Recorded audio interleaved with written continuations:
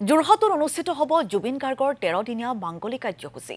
1 অক্টোবৰত যোৰহাট ষ্টেডিয়ামত অনুষ্ঠিত হ'ব মাংগলিক কাৰ্যসূচীৰ সংবাদমেলযোগে কৰ্ণধাৰ সমিতিয়ে ঘোষণা কৰিলে কাৰ্যসূচী।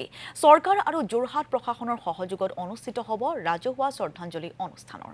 আমি পোনপটীয়াভাৱে যোৰহাটলৈ লৈ গৈছো আমাৰ সাংবাদিক পৰমানন্দ বৰা আছে। পৰমা, যেহেতু আজি জুবিন গাৰ্গৰ আদ্যশ্ৰাদ্ধ কাহিলীপাৰাস্থিত বাসগৃহত আয়োজন কৰা হৈছে আদ্যশ্ৰাদ্ধৰ সমান্তৰালভাৱে 1 অক্টোবৰত যোৰহাটত জুবিন গাৰ্গৰ হৈ মাংগলিক এক অনুষ্ঠানৰ আয়োজন কৰা হৈছে। গতিকে এই যে শ্ৰদ্ধাঞ্জলি অনুষ্ঠান কিদৰে আগবঢ়াই নিয়া হ'ব বা বৰ্তমান সময়ত এই শ্ৰদ্ধাঞ্জলি অনুষ্ঠানৰ প্ৰাক মুহূৰ্তত কেনেকুৱা প্ৰস্তুতি চলিছে? নিশ্চয়কৈ চাওক, আচলতে যোৰহাটবাসীয়ে বৰ আশাৰে জুবিনদাৰ 13 দিনীয়া যি মাংগলিক কাৰ্যসূচী যোৰহাটত ৰাইজে পাতিছে আৰু যোৰহাট ষ্টেডিয়ামত সমগ্ৰ কাৰ্যসূচী ৰূপায়ণ কৰা হ'ব। আৰু যোৰহাটবাসী ৰাইজৰ লগতে অসম চৰকাৰে সহযোগ কৰিছে এই কাৰ্যসূচীত। আৰু বিশেষতঃ পুৱা হোৱাৰ লগে লগে দেখা পোৱা যাব যে সৰ্বধৰ্মীয় প্ৰাৰ্থনা আৰম্ভ হ'ব সমগ্ৰ অনুষ্ঠান, আৰু তাৰ পিছতে সমানে সমানে শ্ৰদ্ধাঞ্জলি চলিব। তাৰ পাছতে দেখা পোৱা যাব যে প্ৰায় 2000 ভকতে একেলগে নাম প্ৰসংগ কৰিব আৰু তাৰ পিছতে ভাগৱত পাঠ চলিব।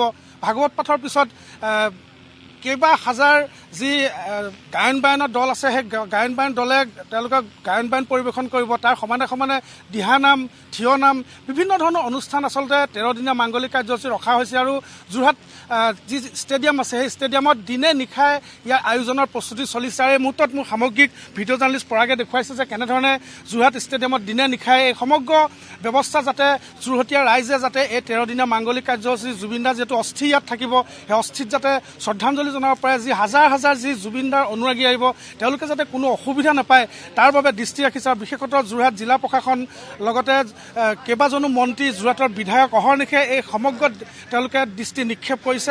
সকলোফালে সমগ্ৰ যোৰহাট ষ্টেডিয়ামখনতে বিভিন্ন ধৰণে সজাই পৰাই তোলা হৈছে। আৰু এতিয়াও দেখা পোৱা গৈছে যে বিশেষতঃ মন্ত্ৰী বিমল বৰা আছে এই মুহূৰ্তত, বিধায়ক হিতেন গোস্বামী, জিলা প্ৰশাসনৰ জিলা আয়ুক্ত, এই সকলোখিনি এই সমগ্ৰ দিশটো তদাৰক কৰিছে। আৰু এই মুহূৰ্তত যিহেতু মন্ত্ৰী বিমল দা নিজে উপস্থিত আছে, আমি বিমল দাৰ পৰা কিছু কথা আমি জানিবৰ চেষ্টা কৰিম যে সমগ্ৰ কাৰ্যসূচী সফলমণ্ডিত যিহেতু হ'বই লাগিব।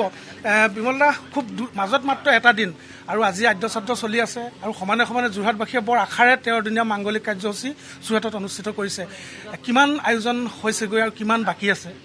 হয়, আমাৰ আটাইৰে আদৰৰ শিল্পী জুবিন গাৰ্গদেৱৰ পবিত্ৰ আত্মাৰ সদ্গতি কামনাৰ্থে যোৰহাটবাসী ৰাইজে আৰু পৰিয়ালে যি 13 দিনীয়া মাংগলিক কৰ্ম, এই কৰ্মখিনি কৰিবৰ কাৰণে ৰাজহুৱাভাৱে আয়োজন কৰিছে যোৰহাট ষ্টেডিয়াম প্ৰাংগণত। আৰু যোৰহাটবাসী ৰাইজে এই গোটেই কামখিনি আগুৱাই লৈ গৈছে আৰু যিমান দূৰ পৰা যায় চৰকাৰৰ তৰফৰ পৰা গোটেইখিনি সহায় সহযোগিতা আমি আগবঢ়াই আছোঁ। মাননীয় মুখ্যমন্ত্ৰী হিমন্ত বিশ্ব শৰ্মা ডাঙৰীয়াইও ৰাইজ আৰু পৰিয়ালৰ এই উদ্যোগত হোৱা অনুষ্ঠানটি যাতে সাফল্যমণ্ডিত কৰি তুলিব পৰা যায়, তাৰ কাৰণে যিমানখিনি কৰিবলগীয়া আছে চৰকাৰৰ ফালৰ পৰা সেইখিনি কৰিবৰ কাৰণে ইতিমধ্যে পৰামৰ্শ প্ৰদান কৰিছে। অস্থি কাইলৈ পাবহি। অহা কাইলৈ আমাৰ সাংস্কৃতিক পৰিক্ৰমা বিভাগৰ উচ্চপদস্থ বিষয়াসকলে গুৱাহাটীৰ পৰা চিতাভস্ম চিতাভস্ম কঢ়িয়াই আনি যোৰহাটত কাইলৈ নহয় 30 তাৰিখ, আজি কি তাৰিখ?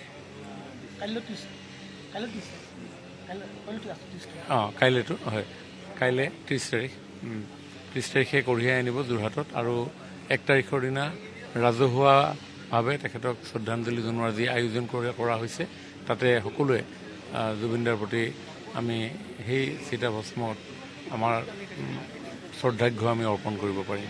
কাৰণ ইয়াত যিহেতু পৰিয়ালৰ লোক উপস্থিত থাকিব, গৰিমাবৌ উপস্থিত থাকিব, আৰু সেইবাবে 13 দিনৰ দিনাখন কিছু বৈদিক নীতি নিয়ম আছে আৰু সেই বৈদিক নীতি নিয়মসমূহ আছুতীয়াকৈ তেওঁলোকৰ পৰিয়ালে যাতে কোনো অসুবিধা নহয় তাৰ বাবে বৈদিক নিয়ম আছুতীয়াকৈ তেওঁলোকক কৰাৰ ব্যৱস্থা কৰা হৈছে। আৰু সমগ্ৰ ব্যৱস্থা ইতিমধ্যে দেখি পাইছে যে দিনে ৰাতিয়েই চলাই থকা হৈছে, কাৰণ হাজাৰ হাজাৰ জুবিনদাৰ অনুৰাগী আহি ইয়াত উপস্থিত হ'বহি।